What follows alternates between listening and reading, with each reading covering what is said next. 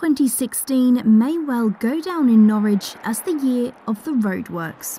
But just when you thought it was safe to go back on the roads with the 3-month Christmas hiatus, another £3 million of work have been put forward for next year.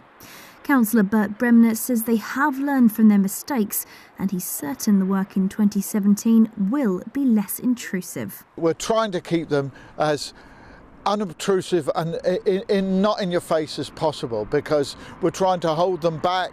We're keeping them at the end. We're talking to the government because we've got to spend the money by a certain time in 2017, and we're saying to them, come on, let us give us a bit longer to spend it. The big project that's been announced is £700,000 worth of work in Cringleford and Eaton. Work will start in April to install traffic lights either side of Cringleford Bridge, a 20-mile-per-hour zone on Newmarket Road, and wider footpaths to be shared by pedestrians and cyclists, and it's expected to last until July.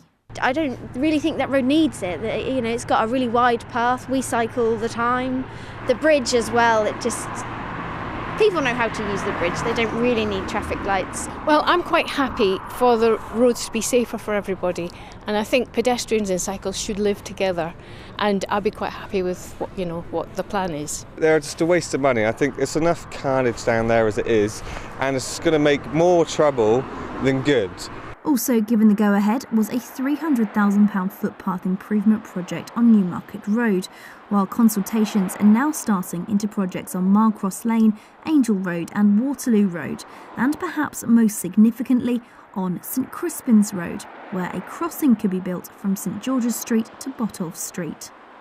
And if that £900,000 proposal does go ahead, then this existing subway next to the roundabout will be filled in. It's hoped it'll make the journey from the city centre to the north of the city for pedestrians and cyclists more pleasant and more attractive, and that it'll link in well with the proposed redevelopment of Anglia Square.